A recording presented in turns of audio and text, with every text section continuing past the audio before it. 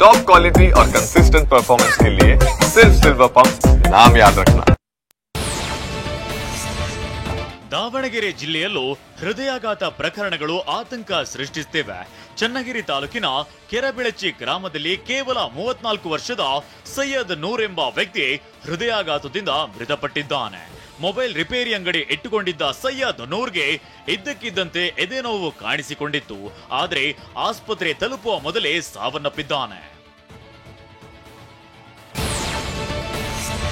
ಮಲೆಮಹದೇಶ್ವರ ವನ್ಯಧಾಮದಲ್ಲಿ 5 ಹುಲಿಗಳ ಹತ್ಯೆ ಪ್ರಕರಣಕ್ಕೆ ಸಂಬಂಧಿಸಿದಂತೆ 3 ದಿನ ಅರಣ್ಯಾಧಿಕಾರಿಗಳ ಕಸ್ಟಡಿಗೆ ನೀಡಲಾಗಿದೆ. ಮಾದರಾಜು, ನಾಗರಾಜ್, ಕೋನಪ್ಪ 3 ದಿನ ಅರಣ್ಯಾಧಿಕಾರಿಗಳ ಕಸ್ಟಡಿಗೆ ನೀಡಲಾಗಿದೆ. ಅರಣ್ಯಾಧಿಕಾರಿಗಳ ಕಸ್ಟಡಿಗೆ ನೀಡಿ ಕೊಳ್ಳೇಗಾಲ ನ್ಯಾಯಾಧೀಶರು ಆದೇಶಿಸಿದ್ದಾರೆ. ಜೋಗನ ಹಕ್ಕಲು ಫಾಲ್ಸ್ ನಲ್ಲಿ ಕಾಣೆಯಾಗಿದ್ದ ಪವನ್ ಶವವಾಗಿ ಪತ್ತೆಯಾಗಿದ್ದಾನೆ. ಉತ್ತರ ಕನ್ನಡದ ಅಂಕೋಲ ತಾಲೂಕಿನ ಮಳಗಾಂವ್ ಬಳಿ ಶವ ಪತ್ತೆಯಾಗಿದೆ. ಕಳೆದ 1 ವಾರದ ಹಿಂದೆ ಶಿರಸಿ ತಾಲೂಕಿನ ಮತ್ತಿಘಟ್ಟಾದ ಜೋಗದ ಹಕ್ಕಲು ಫಾಲ್ಸ್ ನಲ್ಲಿ ಈ ಪವನ್ ಕಾಣೆಯಾಗಿದ್ದ.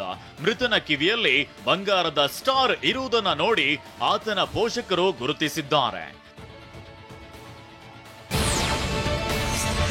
ಕಾಣೆಯಾಗಿದ್ದ ರೈತನ ನಿಗೂಢ ಕೊಲೆ ಸಂಗತಿ 5 ದಿನದ ಬಳಿಕ ಬೆಳಕಿಗೆ ಬಂದಿದೆ. ಸಂಬಂಧಿಯೊಂದಿಗೆ ಸೇರಿ ಪತಿಯನ್ನೇ ಕೊಂದ ಪತ್ನಿಯ ನಾಟಕ ಬಯಲಾಗಿದೆ. ಶಂಕರ್ ಮೂರ್ತಿ ಕೊಲೆಯಾದ ವ್ಯಕ್ತಿಯಾಗಿದ್ದಾನೆ. ಜೂನ್ 24ರಂದು ಶಂಕರ್ ಮೂರ್ತಿ ಕಾಣೆಯಾಗಿದ್ದ. ಅನುಮಾನದಿಂದ ಪತ್ನಿಯನ್ನ ವಿಚಾರಿಸಿದಾಗ ಸತ್ಯ ಬಯಲಾಗಿದೆ. ಈ ವೇಳೆ ಪತ್ನಿ ಸುಮಂಗಳ ಮತ್ತು ಸಂಬಂಧಿ ನಾಗರಾಜ್ ಸೇರಿ ಕೊಲೆ ಮಾಡಿರೋದು ಗೊತ್ತಾಗಿದೆ.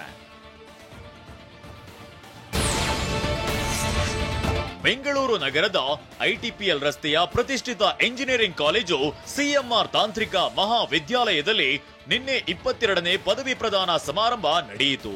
ಸಿಎಂಆರ್ಐಟಿ ಸಭಾಂಗಣದಲ್ಲಿ ನಡೆದ ಸಮಾರಂಭದಲ್ಲಿ 2024-25ನೇ ಶೈಕ್ಷಣಿಕ ವರ್ಷದಲ್ಲಿ ಪದವಿ ಪೂರೈಸಿದ ಎಂಜಿನಿಯರಿಂಗ್ ವಿಭಾಗದ 1200 ವಿದ್ಯಾರ್ಥಿಗಳು ಪದವಿ ಪ್ರಮಾಣ ಪತ್ರ ಸ್ವೀಕರಿಸಿದ್ರು.